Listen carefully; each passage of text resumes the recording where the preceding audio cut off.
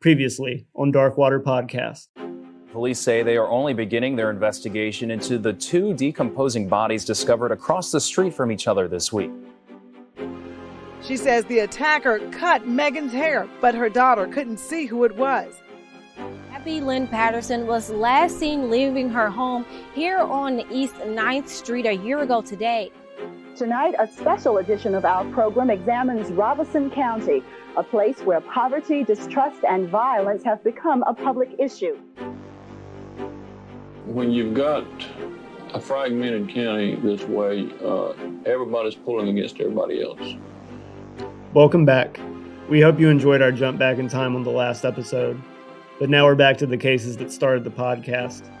But before we begin, we just wanted to talk quickly on our sort of hiatus we were on. So I teach English full-time, which takes up the majority of my day usually. I'm a full-time video producer, just balancing life between full-time jobs, a podcast, and a documentary is just a lot to handle for us. So we appreciate everyone just sticking around with us and just being patient. Yeah, definitely. We are just two guys working on this without a team. So as Nick said, we appreciate the patience, but now we're back to it to bring things to a close. And Nick mentioned we're doing a documentary alongside the podcast. We've been collecting footage on that for, I think, around 2 years now. So hopefully whatever interest that's been garnered over the podcast can transfer into that project when we get there. And we'll be speaking more on that as we bring the podcast itself to a close. Yeah, we really appreciate the community's input to everything we've done so far and just the support from everyone from throughout the world, really. We hit number 83 on the top 100 podcast in the world in true crime.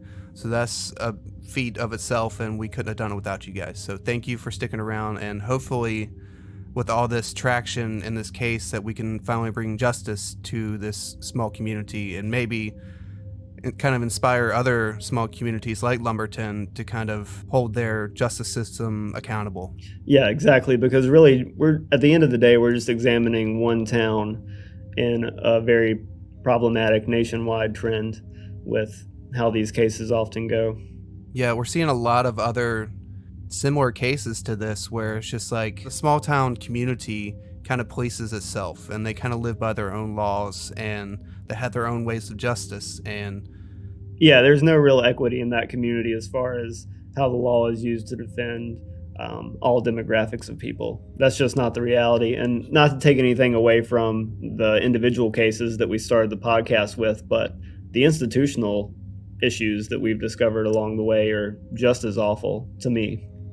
I completely agree. And it's not just a localized thing like we were saying, it's everywhere throughout the country. And until we hold the people that are essentially enforcing the law, until we hold them accountable, there's not going to be a lot of justice served in small communities like that, or at least to a degree that the community feels like justice has been served. Yeah, I think people are only beginning to see this trend as we get documentaries on specific cases across the country, and I think we're only scratching the surface as far as understanding how bad it truly is. But we'll be talking about all this and more when we wrap up the podcast itself. And if you have any thoughts on it, we'll be doing a Q&A episode coming up, which we'll talk about more at the end of this episode. So if you want to participate, we'll give you some info on how to do that. In April 2019, the cases of Kristen, Rhonda, Megan, and Abby seemed cold roughly 2 years after they happened. There were no updates from law enforcement, at least publicly. Many of our questions went unanswered, and the families haven't learned anything new that made for promising leads. And Nick and I were still processing the overriding theory regarding the woman called S killing Rhonda and Kristen for stealing drugs, Megan for knowing, and as for Abby's disappearance fitting into all that, it seems plausible since it happened just down the street, but any verified connection is left out there to be found, if it even exists. Then, we came into possession of something we were never meant to have. It breathed new life into the cases, at least from our perspective, but it also brought up an ethical dilemma. We were sent audio of a meeting leading up to the second anniversary of the crimes. A meeting between the North Carolina State Medical Examiner, the FBI, the SBI, Lumberton PD, and the family of victim Rhonda Jones. An online sleuth from one of the Facebook groups we referenced in a previous episode was working to obtain information related to the various theories for the family of Rhonda Jones. However, they eventually seemed to reach differing perspectives on what was helpful for the cases or just sensational, and they severed ties. So out of respect for the family and previous sources of reliable info, we aren't going to discuss that situation any further, other than to say it seemed to have affected the family's relationship with Raleigh, North Carolina news anchor Russ Bowen of CBS 17, which is unfortunate due to the light he was shining on the cases. And he actually recently won, I can't remember what exactly the award is, but he won an award for his podcast on the cases 32 Degrees. There haven't been any new episodes recently, but we've shared a lot of the same endeavor as far as similar questions we're trying to both answer, or at least we were both trying to answer them at one point in time. And Russ also broke the news about the sexual assault kits not being submitted. Yeah, I believe it was 20 months was the time frame in between when they were obtained and when they were submitted to the state lab. And to cause further conflict, the same local sleuth working with the family decided to go against their wishes and sent audio of the meeting we're going to discuss today with the various agencies to Nick and I. Because of our relationship with the Jones family and prior discussion with a member, we've been allowed to cover some implications regarding the audio and assign a narrative to its content. But because of the information that can affect the integrity of the cases or potentially threaten successful prosecution of a truly guilty party, due to bias and morally can't share the full content of the recording. Legally, we could, and maybe one day you'll hear it the right way, but we're not going to burn bridges we form for a good cause just to play on the voyeurism that's pretty much inherent in true crime. And while that might be disappointing for many of you, ask yourself, what do you care more about? Justice in these cases, or simply hearing the recording? Depending on your answer, you might want to evaluate your interest in true crime, these cases and at large, and what it says about you. Anyway, here's the story of the meeting. Sherlyn, Rhonda's sister, and Sheila, her mom, walked into the office of the medical examiner in spring of this year with various questions. Some of the questions they had were when and how was Rhonda killed, based on what the autopsy and toxicology could offer. Was there more detail to learn past the words on the page? And from an investigative angle, what leads were being pursued? What new insights could be offered between the family and the various agents and detectives? The family sat down with all the involved, and the medical examiner immediately started answering questions based on portions of the autopsy the family highlighted before the meeting. They got a few answers, but for the most part remain in the gray on what particular event or action led to Rhonda's death, which, to remind you, is listed as undetermined officially. Law enforcement couldn't answer when the fingernail clipping results would be available from the lab.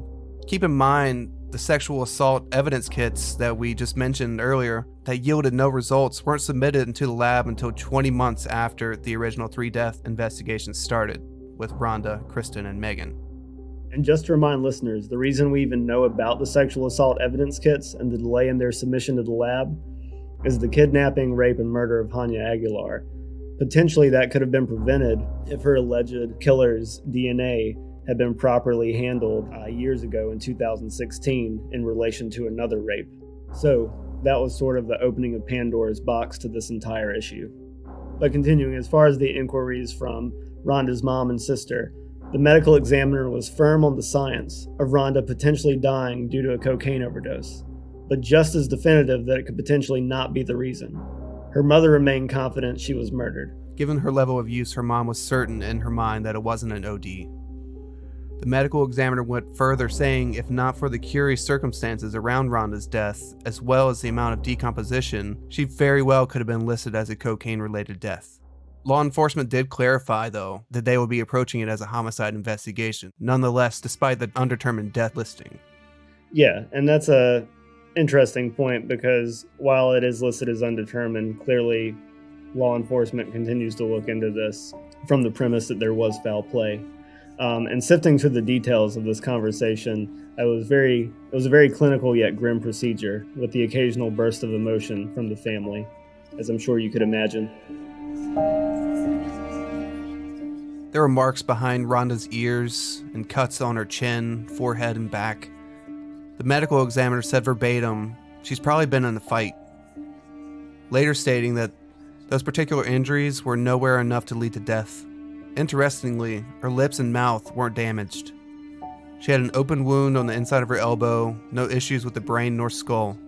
Many more nuanced and difficult to visualize notes were related to the pull of gravity during the decomposition process during her extended time in the trash can. There was also a post-mortem neck cartilage fracture, the thyroid cartilage specifically. If it helps, that's basically around your Adam's apple. Maybe it was from being dropped in the trash can, a prior fight, or asphyxia, strangulation, which couldn't be ruled out in Rhonda's case, in addition to Kristen and Megan. They all shared that commonality.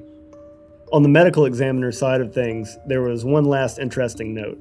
Rhonda's remains were not subjected to an entomological test, meaning there was no examination of how the science behind insect activity in her body could yield forensic clues. And not to get graphic, but if you've listened to previous episodes, you know that's a very common thread with all three women. There was no explanation of why this test didn't occur. Another perhaps crucial, perhaps trivial piece of evidence neglected. If I'm wrong, do any experts out there have any reason for the omission of this testing? Feel free to email or call us using the info provided at the end of the episode. The fact that the blanket Kristen was found in was destroyed in the medical examiner's office at the request of law enforcement never came up, but they did say they'll be having a separate meeting with Kristen Bennett's family in the future. Which I understand, different family, different victim. I wonder if it'll come up then.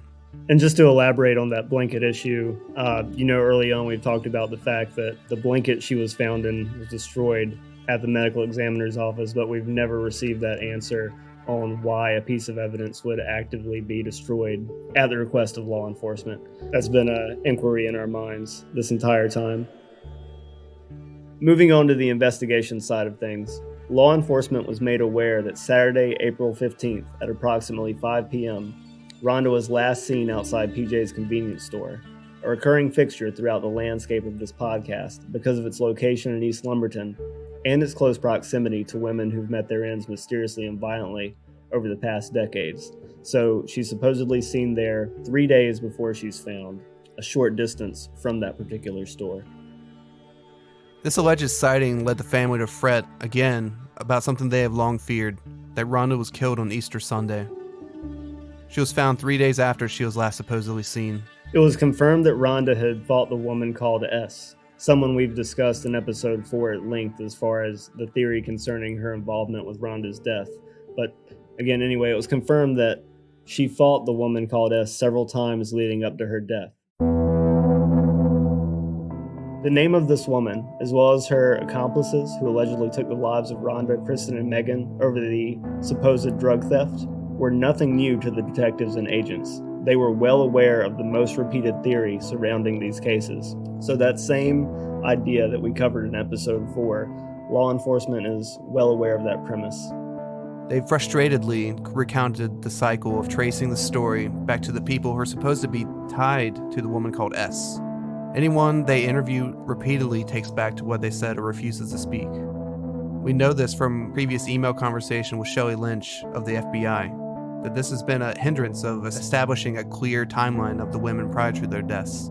Many in Lumberton claim to know what happened when speaking to the family, but none of them have chosen to approach law enforcement with the first-hand knowledge. For the record, Nick and I coordinated with the company hoping to develop our documentary on these cases to gain background checks pertaining to the woman called S and her supposed accomplices, also mentioned in that theory. Despite knowing they all had an extensive record, the company reported back that the checks yielded nothing, maybe indicating that their records had been sealed by law enforcement. In fact, we know that recently all the individuals in the theory were in prison for convictions not tied to these death investigations, all with very high bonds. Certain people close to the case believe and hope they're being questioned unrelentingly regarding what happened to Rhonda, Kristen, and Megan. However, law enforcement wasn't honest in saying that there was information they couldn't even currently share with the family. They noted that communication could have been better in the past, and they vowed to step it up, including some investigation collaboration with the family we can't elaborate on yet. And yeah, that's an example of some of the details in this audio that we're not going to just throw out there because we don't want to be the reason that someone can claim they're not getting a fair trial if these people ever are brought to justice. Just to clarify our reasoning and not sharing quite everything. And we also wanted to give you what we can regarding 2 investigative leads discussed. There's a man that Rhonda would frequently stay with in Lumberton, crashing on his couch to rest up after several days of succumbing to her addiction, even while sometimes he told her family she wasn't there. He went so far to tell the family that she was hanging out with a woman in Lumberton as they were looking for her sometime between the last time they saw her, April 3rd, and when she was found, April 18th. The family later found out that he claimed Rhonda had moved in with a woman in South Carolina. It didn't add up. Sparking even more interest, after Rhonda was found dead, the man she would stay with wanted to move back to South Carolina after 20 years of living in Lumberton. When he was asked why by Rhonda's family, he simply replied, "It's just Rhonda." Among the many that have repeated the woman called S theory to Rhonda's family, one anecdote in particular stands out. A local claims she overheard the woman called S threatening another woman over money she owed, saying if she didn't pay, she'd, quote, put her ass in the trash can just like Rhonda, unquote. Another young local girl told the family while distraught she knew Rhonda and Kristen were killed in the Blue House on Peachtree Street at the same time before Rhonda was moved to the trash can across the street and Kristen into the gray blanket into the TV cabinet within the home. In one last strange twist not tied to the audio in the meeting we've been discussing, we also learned an odd connection from the sleuth mentioned earlier in the episode, the one from the Facebook group that ended up having issues with the Jones family. A separate man we've never discussed before, with an eccentric Facebook personality and strong opinions about religion and how women should behave, referenced Rhonda in a post on February 2nd, 2017, just over 2 months before Rhonda met her end. The post was a picture of the novel, The Purpose-Driven Life, What on Earth Am I Here For? By Rick Warren. The caption with the pic read, Day 33, 7 days remaining. Yesterday, I had an unexpected visit from my Native American friend and her friend, who blessed me with this incredible book years ago. Thank you, Rhonda Jones, for trusting me with this incredible journey. I am forever grateful. What on earth am I here for? Coach, I love you back unconditionally. And again, that was the caption that went along with the picture of that novel he shared. Apparently, he had been in the process of posting the pic of the novel for 40 days, the extent of the procedure in the religious life guide book based on the author's idea of the Christian God's 5 purposes for humans. It's also said the man posting the novel, who knew Rhonda, shared the phrase ta-ta, that's spelled T-A-T-A, with her when interacting via social media. We were told through family that Rhonda had a tattoo bearing the same phrase on her leg. If we've got that correct based on the last time we checked, but is this actually related to her death? Who knows? Between the woman called S theory not giving credibility through the first-hand accounts to law enforcement and the other rumors and eerie circumstances surrounding these cases, as has been the trend since we started the podcast, every answer only begs deeper questions, and it seems to only get more complicated as we go along. Yeah, it's quite the enigma at this point. And bouncing back to the meeting notes one last time, I'll leave you with 2 quotes that represent the dichotomy of the law enforcement effort, despite frustrating dead ends, and the resolve of Rhonda's sister in the face of this challenge. Detectives and agents in the room stated this isn't a cold case, that they were actively working on leads, and later said they wanted to charge someone. Sherlyn, Rhonda's sister, responding to the idea of the community's fear of talking to law enforcement in order to bring justice, simply said, they can't kill us all. And that's our story. That's what we can share from the audio of that meeting. And maybe one day more of it can come out. But for now, again, it's the family's wish that it doesn't, and we also don't want to harm the integrity of the investigation in any way. So as we wrap up this season, we have a finale in mind, but before we get to that, we do want to cover that question and answer Q&A episode that we referenced earlier. So if you have a question, what we'd love for you to do is call in at 919-307-9331 and leave it as a voicemail on our Darkwater hotline. Or if you don't want to leave the voicemail, you can email us at darkwaterpod@gmail.com. Or if you want to be anonymous, feel free to send us an encrypted message to our email. You can remain anonymous, and we keep our sources close to the chest. I want to thank Justin from Moonside for the awesome score throughout the season and in this episode. You can check him out at moonsidesound.com. Definitely. Thank you to him. And thank you to all of you for listening. It was cool to see the number of listens growing, even while we were in that hiatus we talked about earlier. And we're looking forward to bringing it all home for you. And maybe eventually one day, end of this season or not, there will be more resolution on these cases. And hopefully some of the issues we've uncovered along the way in our home state and abroad. Agreed. Yeah. We're doing this for justice, not just in Lumberton, but in general. People should be held accountable. This started as a curiosity, but now with all we've found, it really seems necessary to bring to light the ways in which we're failing people at the bottom of our society. Again, hit us up for the question and answer episode. We want to hear your thoughts, and that could be regarding anything from this season. Don't forget to rate, subscribe, and review on Apple Podcasts. 5 stars if you like what you're hearing. We'd really appreciate it, and that helps more people find out about the podcast and these cases. And if you have any questions or comments, as we've mentioned, please hit us up at darkwaterpod@gmail.com or call us at 919-307-9331. Thank you. Goodbye.